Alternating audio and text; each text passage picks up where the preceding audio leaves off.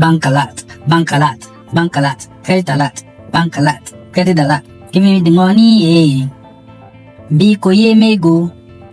Hello guys, I am back again. Today, I want to be revealing the reasons why Rahim, one of the sons of billionaire Okoya, can be arrested for abuse of the Naira. I know many of you have seen that video making rounds on the internet. It features Rahim, one of the last sons of billionaire Okoya, spraying money while standing beside a security guard who is a police officer. And while the police officer has now been reprimanded and sanctioned by the police force of Nigeria, many Nigerians have been clamoring for Rahim to also be arrested and penalized for Naira abuse. But I'm here to disappoint you guys that nothing you can say that can make Rahim get arrested, even if the heaven falls. And I'm going to be revealing to you the reason why he can never ever be arrested, even if the heaven falls. But before I proceed, kindly subscribe to my channel and switch on the notification. And as usual, get a pen and a paper to jot things down because you are going to be learning a lot today. Now let's get the show on the road. About 2 or 3 days ago, Rahim released a promotional video of his song, and in the video he was seen with his brother and a police officer. Here is the police officer abusing the Naira. Why the police officer wasn't abusing the Naira, but Rahim and his brother were spraying the Naira, which is tantamount to an abuse of the Naira according to the CBN Act. But many were shocked that the police officer seen in the video has been penalized by the Nigerian police force. This is the tweet where it was made known that the policeman has been identified, and can you see? And he has been condemned and reprimanded for featuring in such a video and the likes. And many people feel it's a selective justice, that the policeman is not even the culprit in the video, that the culprits are the Okoya boys. But the fact of the matter is that there is nothing you guys can do that can make these guys get arrested. And I'm here to tell you the secret reason why. Let's get to the point. So the name of the guy is Rahim. And number one reason why he can never ever get arrested in Nigeria for Naira abuse is because of his family name. Do you know who Okoya is in Lagos? Do you know that his father is a multi-billionaire and a major influence in Lagos? He has a huge influence in Lagos and on Lagos because he is an industrialist. He is an industrialist and an employer of labor. He employs thousands and hundreds of people and pays them on time. You now expect a son of such a person to just be randomly arrested for what? That can never be possible in Nigeria. And I don't think it can be possible in so many countries in the world. Another thing is that the government will just overlook the abuse committed by the guy and pardon him. We've seen it in Senate climes. Just recently, Biden, the president of USA, his son was found guilty of some offenses and was convicted. But it was shocking that around last year, the president of the United States actually granted his son a total pardon. So for the president of the United States to have done that, why are we now saying the son of a multi-billionaire in Nigeria can't be pardoned? So there is technically no reason why this guy can be arrested, because even if he head on the side of the law, he is going to be pardoned because of the influence of his father. His father has done so much for the country and for Lagos.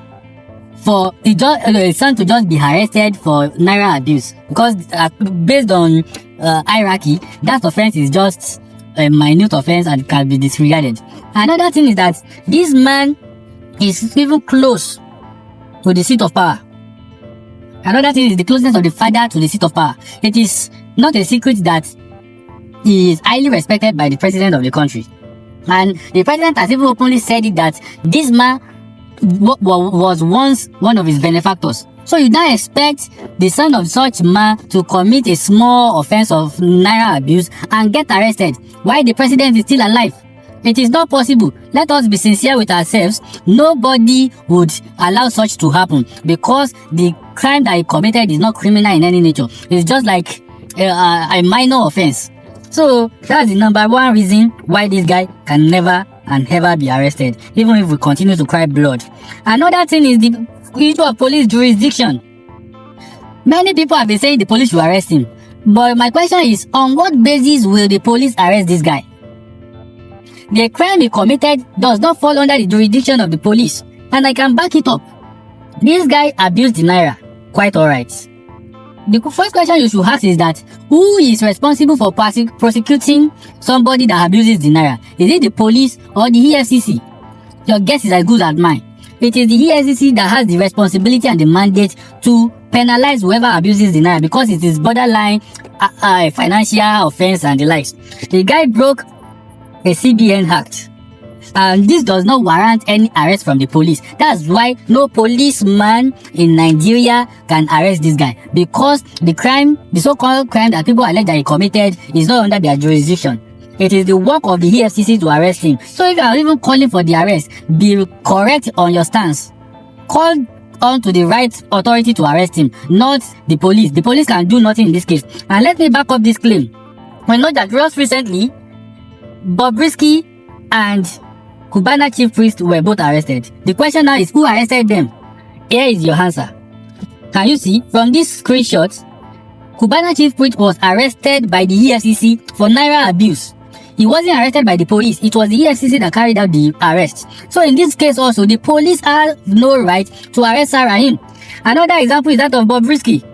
When he was also arrested, the arrest was carried out by the EFCC, as you can see here. So it is under their jurisdiction to arrest anybody that abuses the Naira. It is not for the police to arrest anybody. It is the EFCC. So if the EFCC decides to continue sleeping, then Rahim should be allowed to continue working freely because the police ordinarily have no right to arrest him because he has not committed any offense that is under their jurisdiction, under their purview. So it will be like an infringement of his rights and an aberration for the police to arrest him. So let us get this clear. So when we are calling for the arrest of somebody and justice, let us call appropriately. So let's go back to the next point. We've addressed the issue of jurisdiction. Another point is that this guy is a first-time offender. At least I can categorically say that this is the first time I'm going to be seeing him allegedly abusing Naira. So that is even a strong point for him. So based on that, he is going to be excused because he's not a repeated offender like Bobrisky and Cubana chief priest, who both have track records and digital footprints of Naira abuse. So you can't compare them. So let us not muddle things up. Let us be sincere and be factual in whatever we do. This is a first-time offender, and therefore he deserves to be pardoned and just reprimanded. And people have done that already. So his offense warrants no arrest at this time. If he now continues to repeatedly abuse the Naira, then the call for his arrest will now be justified. But for now, this is just a one-off. It's just like it's tantamount to like him loose guarding or getting carried away. If we can argue that, because even in the clip, the portion where they sprayed the Naira was less than 3 seconds. So it is excusable that this is the first time and it was just like a mistake on their part. So the call for the arrest makes no sense at this time. Another reason is the age factor. The age factor is a thing. Sir Rahim is barely 18 or 19 years old. Are you as a parent going to allow such person to be arrested? On what ground? On what ground would that arrest be? No father, no mother, no parent will allow a child that small to be arrested on a flimsy offense. They did not commit any capital crime. They did not commit any grievous crime. So, the age factor will come into play. This is just like a misdemeanor and it can be pardoned. The guy is barely 18 or 19. He's still a teenager. So, let us excuse him. The call for his arrest is like an overkill. It's like we are just trying to push our luck too far. And it's now looking as if it is targeted at him because he is the son of a billionaire. It's looking like more of it now, if we are not careful. If the guy is small, he is allowed to make some mistakes. Let us extend grace to him. This doesn't call for any form of arrest. Like I said, the guy is barely 19 years old. So why should we be advocating for somebody that young to be arrested? Why we should be rallying around him to correct him so that he doesn't continue repeating the same mistake? So that's the right thing to do. Anything that we should do, we must do now must be correctional, not something that is going to prove fatal for his brand and image in the future. Please, let us be sincere with ourselves. Another thing is that the issue of his primary residence is also a thing. This guy is a son of a multi-billionaire. He schools abroad. I want to believe he schools in the UK. I'm sure that even by now, the guy has probably been flown out, like I said, mostly based in the UK. That's where he schools. I'm sure that by now, the guy must have been probably flown out in one of his father's private jets. So I want to believe he's no longer in the country as we speak. So do you now want to go to the UK to arrest him, even if you say his offense warrants an arrest?